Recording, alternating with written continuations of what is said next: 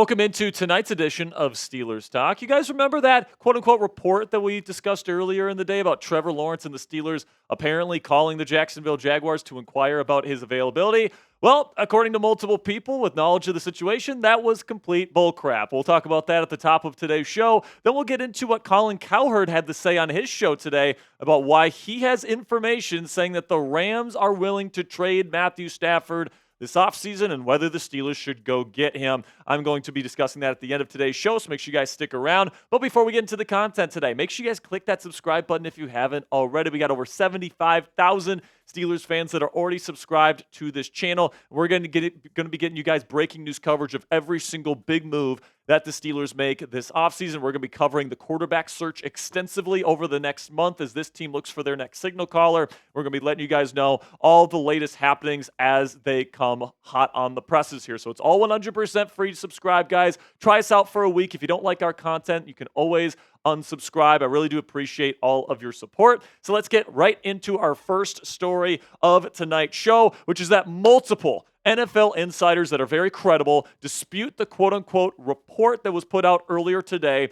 that suggested the Pittsburgh Steelers called the Jacksonville Jaguars to inquire about quarterback Trevor Lawrence. Actually, 10 minutes after we put out our video on the so-called report about Lawrence, Mark Kaboly posted this on his X saying the Steelers in no way imaginable inquired about trading for Trevor Lawrence and have no interest in even reaching out to the Jaguars about acquiring Lawrence, according to a source. Kaboly does have sources inside the Steelers organization. And then the Rich Eisen show, who had Tom Pelissero on the show today, tweeted this out from their account about those Steelers rumors, Trevor Lawrence rumors that popped up today. Tom Pelissero just told us it's quote-unquote fake. Pittsburgh never called Jacksonville about Trevor Lawrence. So listen, man, I think from the start, we said it on the show earlier, this was never going to happen, even if the Steelers did inquire about Trevor Lawrence. And honestly, it makes sense that the Steelers never gave Jacksonville a call because Jacksonville has been looking for their head coach. Now they're looking for their GM. They don't have a GM in place right now. So why would the Steelers be inquiring about Trevor Lawrence? And who knows, maybe they did call. But at the end of the day, guys, it really doesn't matter because of the whole cap situation for Trevor Lawrence. He just signed a massive contract last year. They'd have to take on $100 million in dead cap if they trade him before June 1st to the Pittsburgh Steelers. So it just didn't really make a whole lot of sense in the first place for Jacksonville to unload Trevor to the Pittsburgh Steelers. But with that being said here, just because this particular quote-unquote report earlier today about Trevor Lawrence is apparently false, that doesn't necessarily mean that the Pittsburgh Steelers aren't looking at outside options to bring in to be their starting quarterback in 2025. Yesterday, Albert Breer had this to say about the Steelers' quarterback position and what's most likely going to happen. He says, in order, he thinks an outside quarterback will be the most likely option, then Justin Fields, then Russell Wilson. Prior to Super Bowl week and knowing things weren't perfect between Wilson and the team, I thought Wilson loomed as a tread water type of option for the Steelers if the other efforts failed in 2025. But seeing the pro-Wilson narrative on 25 push through, I don't think that's going over great inside the building. Meanwhile, the team would love to keep working with Fields. I just don't think they'll hand him the starting job. That's an important point. So the idea of Aaron Rodgers or Matthew Stafford could appeal to the Steelers. If that doesn't work, I think Pittsburgh looks at Fields with someone else there to compete with him. And I think that Albert Breer is 100% spot on with his analysis here of the Steelers quarterback situation. I think that they are doing their due diligence, and I think if they can get a true upgrade from their perspective, whether that's Matthew Stafford, whether that's Aaron Rodgers, whether that's Sam Darnold, whatever they think is a true upgrade, they're going to go in that direction. But if they can't get any of the options that they deem true upgrades this offseason, which is a possibility, I do think that Justin Fields could return to the Pittsburgh Steelers as this team's starting quarterback. But I really like Breer's point here that he's not going to just be anointed the starting quarterback here in Pittsburgh. Just like how the plan last year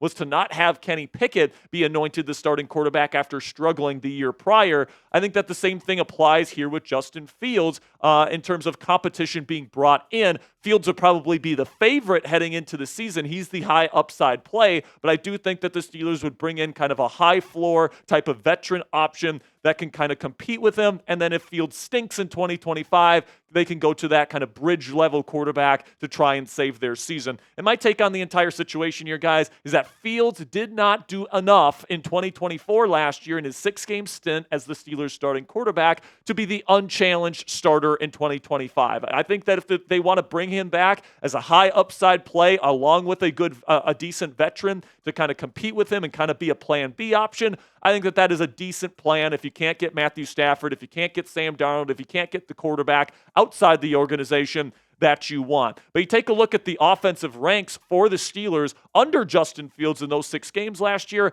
To be frank, guys, this is just not good enough, all right? This is not the type of offensive production that you want to see led by your starting quarterback. And, 28th in yards per game, 30th in yards per play, so the efficiency was not very good whatsoever. 26th in red zone percentage, and that is including Justin Fields' rushing touchdowns. And then the points per game was 21st, but if you take away the Vegas game where there was a block punt, where they had multiple turnovers and gave Justin Fields multiple short fields, that number goes down to like 18.4 or something like that, and that would have ranked 28th in the league. All right. So if you take away just that outlier example, I mean, it's not looking very good for the Steelers offense when Justin Fields was the starting quarterback. And then his numbers, specifically the advanced stats that he had last year, he didn't rank in the top 20 of any of these key metrics. So how can you really trust Justin Fields to go in there and perform at a top 15, top 10 level when he hasn't shown you that he can do it in a Pittsburgh Steelers uniform? Now you can say, all right,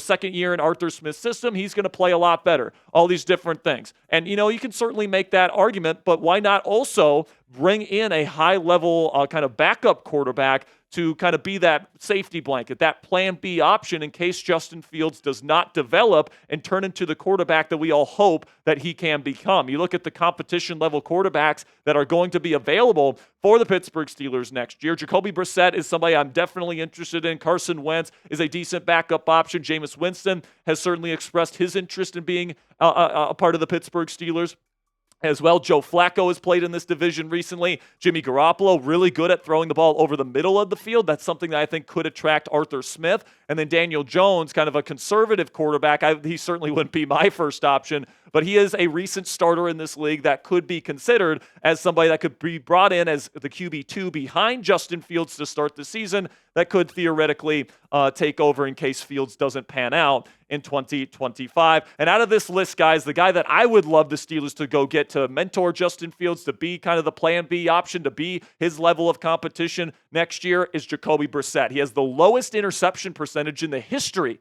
of the National Football League. I know Mike Tomlin loves his quarterbacks that protect the football. He is somebody that I think can mentally progress through his progressions both pre and post snap. And I think Brissett has shown throughout his career, if you put a good offensive line in front of him, decent weapons, and a good infrastructure schematic-wise around him, plus a good defense, he can be a serviceable NFL starter. This year in New England, terrible offensive line, no weapons. Honestly, really bad play calling there in New England as well this year, and that's why he crumbled. But I think that if he comes to Pittsburgh here and Justin Fields doesn't pan out of the guys that could potentially be a backup option for Pittsburgh, Jacoby Brissett would probably give them their best shot at having success in 2025. So discuss it for me down there in the comments section. Has Justin Fields done enough to be the undisputed QB1 here in Pittsburgh? Give me a yes or a no. For me personally, his numbers last year and the production of the Steelers offense doesn't warrant just him being anointed the starting quarterback of this team.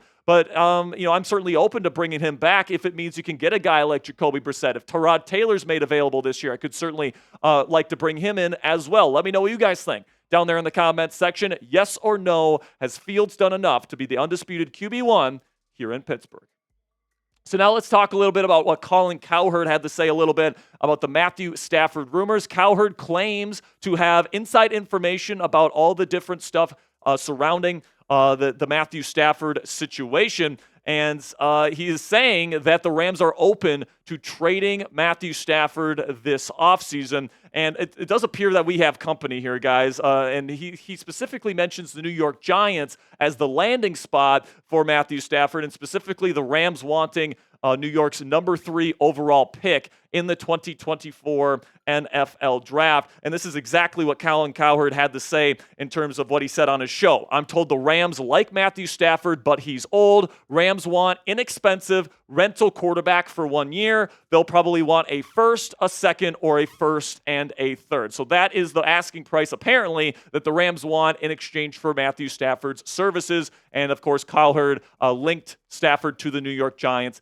today. But if Stafford is made available, I think that Omar Khan and Mike Tomlin need to get on the horn. They need to get on the phone with Les Snead, and they need to send the blitz to try to get Matthew Stafford to come here and play for the Pittsburgh Steelers. And I understand, Stafford's brother-in-law works on the Giants staff, so that might be the preferred destination for Stafford. But if you ask Stafford if he wants to come play for Mike Tomlin and the Steelers with the defense that we have here, hopefully you can get maybe Cooper Kupp to sign here and pair him back up with him here in Pittsburgh. I don't think that Stafford would necessarily be opposed to coming to the Pittsburgh Steelers if you can get him via trade. So this is what the trade would probably look like according to Cowherd's source. You'd have to probably give up your first-round pick this year, number 21 overall, and a second rounder in 2026. So that is quite a bit, guys, and I can certainly understand why somebody maybe thinks that's a little bit too much and would maybe rather go with Justin Fields or somebody else here. And, I can hear you telling me at home right now, guys, but Jack, the Steelers need more than just Stafford. Why would we trade a first-round pick to get Matthew Stafford if we're not going to win a Super Bowl anyway? And, I agree with that statement. The Steelers do need more than just a quarterback this offseason. But if you get Stafford, you still have the cap room and you still have the draft picks to be able to address the other needs on this roster. You can still get a wide receiver. You can still get a running back in the draft. You can still fortify the defensive line. It's not that difficult to do if you are the Pittsburgh Steelers. You can still get another corner as well if you get Matthew Stafford. I mean, the next year's cap hit for him would only be $27 million per season, which would rank him the 20th highest paid quarterback in the league next year if he comes to the Pittsburgh Steelers. So he's affordable. I still think he's a top 10 quarterback. He's already done the thing here where he's gone to a different organization and in his first year has won a Super Bowl. So if the Steelers are serious, and they are serious about getting Cam Hayward a ring before he retires in 2 years, you got to get the guy in the building that gives you the best possible chance to win a Super Bowl. And if Matthew Stafford is made available, I think Stafford gives this team the best possible chance to get Cam Hayward, TJ Watt, Minkah Fitzpatrick, all the people that have been here for so many years, a ring before they leave this organization. And that's just how I feel about the situation right now. But before I go here, let's talk a little bit about Andrew Fillipponi today, because not only did he really push out the quote-unquote report about Trevor Lawrence today, but he also revealed his list of the top 5 quarterback targets for the Pittsburgh Steelers today. And I just wanted to bring this up to finish up today's show. So the first one is Matthew Stafford, all right? He gets that one right. I absolutely agree Matthew Stafford should be the Steelers' number 1 target this year. But then it goes off the rails here. He goes Hendon Hooker, number 2, somebody that is completely immobile after a crazy injury that he suffered in his knee. His final season at Tennessee has never been a full-time starter in the league. That's his number 2 option. All right, then number 3, Will Howard, the would-be rookie out of Ohio State. They were probably going to spend a 3rd or a 4th-round draft pick on. Doesn't have a strong arm. I've heard whispers that the Steelers like Will Howard and would consider drafting him in the middle rounds, but to start him next year, I just don't really know if that's a realistic possibility or if that's something the Steelers should even consider. Then you got Daniel Jones at number 4 here. I'm sorry, Pony, this is just ridiculous. I think that Daniel Jones, if I would have to put Jones on my list of Steelers quarterback targets, I don't know if he'd make my top 10. I don't like his play style. He's uber conservative. That's not what the Steelers are looking for right now. I know that he's mobile and he's relatively young, but I just don't think he'd work out here in Pittsburgh. And then number 5, Jameis Winston. And I'd be fine with Jameis as like a backup option. If you bring back Justin Fields next year, I think Jameis would be a pretty decent backup quarterback option for the Pittsburgh Steelers. But like as a starter, like top 5 quarterback target over Aaron Rodgers, over Sam Darnold, I just don't see that whatsoever. I think that Rodgers, Darnold, even Russell Wilson, I would take over any of 2 through 5 on this list. But that's just me, guys. And, I just don't think, there's just no way that this list can be real, right? Pony has to be putting this out there just to make us pissed, just to be rage bait, all that different stuff. And, I think that I only have one starting caliber quarterback on that list, and it's Matthew Stafford. I would not start Hendon Hooker next year. I would not start Daniel Jones next year. I would not start Jameis Winston, and I definitely would not start the rookie Will Howard out of Ohio State. Those guys are not on my radar right now. And honestly, when I saw that tweet, I really couldn't believe it. And I kind of think at this point, Andrew Filipponi is kind of the king of rage bait. He's kind of like the LeVar Ball of Steelers Twitter, in my opinion, where he puts stuff out there and he knows that we're going to be upset about it. He knows that we are going to absolutely light up his replies, the quote tweets, all that different stuff, absolutely roasting him because it gets him the engagement that he wants on Twitter and expands his umbrella and his reach on Steelers Twitter. So, LeVar Ball was an absolute master of this, saying that Lonzo was better than LeBron his rookie season, saying he could beat Michael Jordan one-on-one. Pony kind of does the same stuff on Steelers Twitter, and hey, man, I can't necessarily disagree with the results. So that'll be it for today's edition of Steelers Talk. Thank you guys so much for sticking with us here throughout today's coverage of the black and gold. We got great content coming your way this weekend. My updated quarterback targets list, my updated offseason plan for the Pittsburgh Steelers are coming your way later this weekend. So make sure you click that subscribe button if you haven't already. And until next time, guys, here we go, Steelers.